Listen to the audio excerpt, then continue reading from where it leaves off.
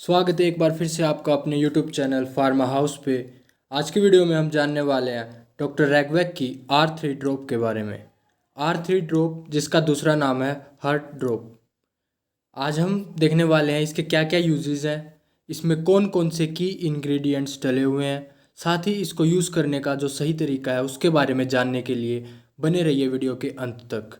और आगे बढ़ने से पहले अगर आपने अभी तक हमारे चैनल को सब्सक्राइब नहीं किया तो जल्दी से इसे सब्सक्राइब कर लें और बेल आइकन को दबाना न भूलें।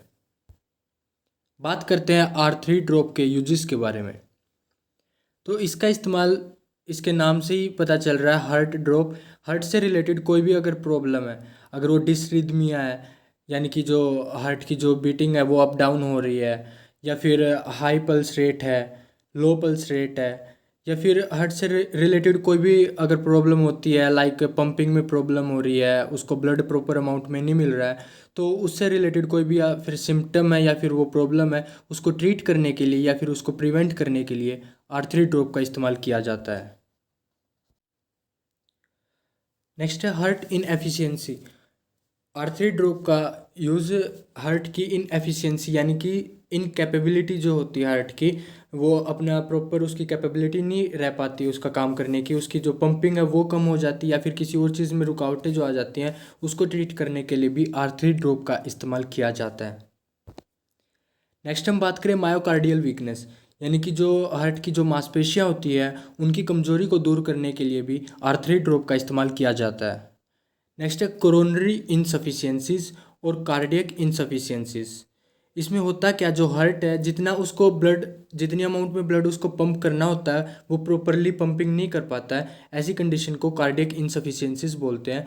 और इसकी वजह से पेन भी जनरेट होना स्टार्ट हो जाता है, जिसे सही करने के लिए भी R3 ड्रॉप यानी कि हार्ट ड्रॉप का इस्तेमाल किया जा सकता है। नेक्स्ट हम बात करें कार्डियक इन्फेक्शन। ऐसी कंडीशन होती है जो कि जो अफेक्टेड एरिया होता है उसके अंदर ब्लड की प्रॉपर सप्लाई नहीं हो पाती है, और ब्लड की प्रॉपर सप्लाई ना होने की वजह से वहाँ पे जितने भी टिश्यू मौजूद होते हैं उन टिश्यू की डेथ होना स्टार्ट हो जाती है, और इस कंडीशन को ट्रीट करने के लिए R3 ड्रॉप का इस्तेमाल किया जा सकता है। इसके अलावा अगर लो ब्लड प्रेशर है या फिर कोई भी फंक्शनल इरेगुलरिटीज़ आ रही हैं उन्हें भी सही करने के लिए R3 ड्रॉप का यूज़ कर सकते हैं।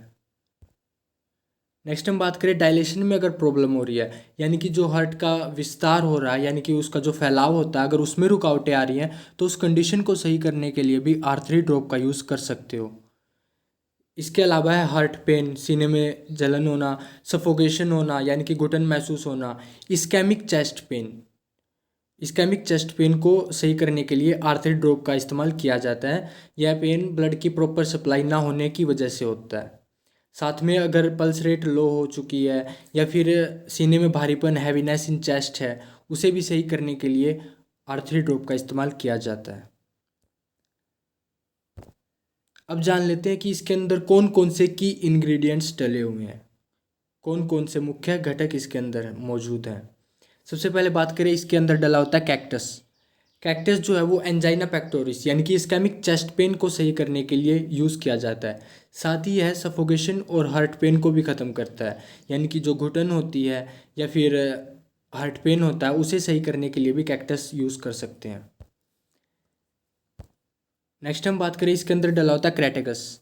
जो क्रेटेगस का काम है वो मायोकार्डियम और कार्डियक के जो इन्फेक्शन होता है इस एरिया में उसे सही करने के लिए यूज़ किया जाता है। साथ ही अगर इनफिब्लिमेंट हो जाती है, यानी कि अगर हार्ट में कोई भी इन्फेक्शियस डिजीज़ हो रखी है उसकी वजह से वहाँ पे सीरियस जो वीकनेस आ जाती है, एक सीरियस वीकनेस आ जाना इनफिब्लिमेंट होता है, और उसे सही करने के लिए क्रेटेगस का यूज़ होता है। साथ ही पेनफुल स्पैज़म यानी कि ऐंठन जिसको बोलते हैं, सीने में ऐंठन आ जाना या फिर सांस लेने में कठिनाई आना, difficulty in breathing, in condition को भी सही करने के लिए क्रेटेगस का यूज़ होता है। नेक्स्ट हम बात करें, इसके अंदर डला होता है डिजिटलिस।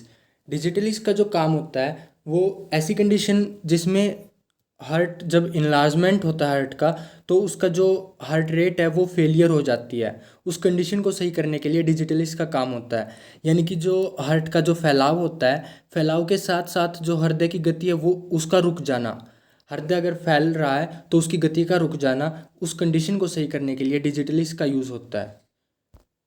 नेक्स्ट हम बात करें काली कार्ब। इसका इस्तेमाल जो हृदय में आई कमजोरी यानी कि हार्ट की जो वीकनेस होती है उसे दूर करने के लिए इसका यूज़ होता है। साथ ही एंडोमायोकार्डिटिस, इन सब में अगर लाइक हार्ट की जो मसल्स होती हैं उनमें इन्फ्लेमेशन आ जाना, या फिर जो हार्ट की इनर लाइनिंग होती है उसमें अगर इन्फ्लेमेशन आ जाती है तो उसे भी सही करने के लिए काली कार्ब का यूज़ होता है। नेक्स्ट हम बात करें, इसके अंदर डला होता है कालमिया। अगर सांस लेने में कठिनाइयाँ हो रही हैं, या फिर बाईं ओर जो लेफ्ट आर्म होती है उसके अंदर डाउन साइड में अगर पेन फैलता जा रहा है, दर्द फैलता जा रहा है, उसको सही करने के लिए भी कालमिया का इस्तेमाल होता है। नेक्स्ट हम बात करें, इसके अंदर डला होता है फोस्फोरस। अगर हार्ट बीट फास्ट हो जाती है, मेनली अगर इंसान अपने लेफ़्ट साइड करवट लेके लेटा हुआ है, आराम कर रहा है, तो उस कंडीशन में उसकी हार्ट बीट है वो फास्ट हो जाती है। और साथ ही जो चेस्ट की तरफ जो ब्लड का फ्लो होता है वो भी अगर बढ़ जाता है तो उस कंडीशन को सही करने के लिए, नॉर्मल करने के लिए फोस्फोरस का इस्तेमाल किया जाता है। नेक्स्ट इसके अंदर डला होता है सीला। यह डिसरिदमिया को सही करने के लिए यूज़ होता है, यानी कि जो हार्ट की जो प्रॉपर बीटिंग होती है वो अगर गड़बड़ हो जाए, उसमें अगर वो प्रॉपर काम नहीं कर रही हो, एरिथमिया अगर हो जाती है, उस कंडीशन को सही करने के लिए सीला का यूज़ होता है। नेक्स्ट इसमें है स्पाइजेलिया।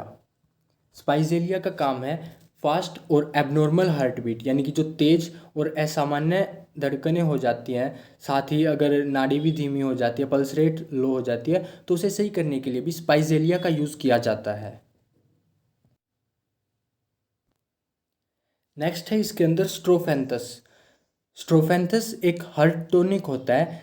जैसे काफ़ी तरह के टॉनिक्स होते हैं, कुछ हैं जो मतलब धीरे धीरे असर दिखाते हैं और कुछ हार्ट टॉनिक ऐसे होते हैं जो सडनली अपना असर दिखाना स्टार्ट कर देते हैं। तो उनमें से एक है स्ट्रोफेंथस। स्ट्रोफेंथस एक ऐसा हार्ट टॉनिक है जो काफ़ी स्पीड से, काफ़ी तेज़ी से अपना असर दिखाता है। अब हम जान लेते हैं कि इसको यूज़ करने का आखिर सही तरीका क्या है। वैसे तो कोई भी दवा हो वो बिना डॉक्टर के सुझाव के कभी भी लेनी नहीं चाहिए। अगर नॉर्मली देखा जाए तो आर्थरी ड्रॉप का यूज़ स्टार्टिंग में इसके 20 से 30 बूंदे हाफ कप वाटर में दिन में 3 बार लेनी चाहिए। और अगर हाइड्रोप्सी हो जाती है, यानी कि जलशोध अगर देखने को मिलता है, तो ऐसी कंडीशन में पानी का इस्तेमाल ना करें और बिना डॉक्टर के सुझाव के कभी भी दवाई ना लें। खासकर जो प्रेग्नेंट वुमेन है या फिर ब्रेस्ट फीडिंग मदर्स हैं, वो बिना डॉक्टर से कंसल्ट किए कभी भी दवा का सेवन न करें। अगर आपको हमारी वीडियो पसंद आई है और इससे कुछ न कुछ नॉलेज मिली है तो इसे लाइक करें, कमेंट करें, शेयर करें और चैनल को सब्सक्राइब करके बेल आइकन को ज़रूर दबा लें, ताकि ऐसी ढेर सारी वीडियो जल्द से जल्द आपको मिलती रहें।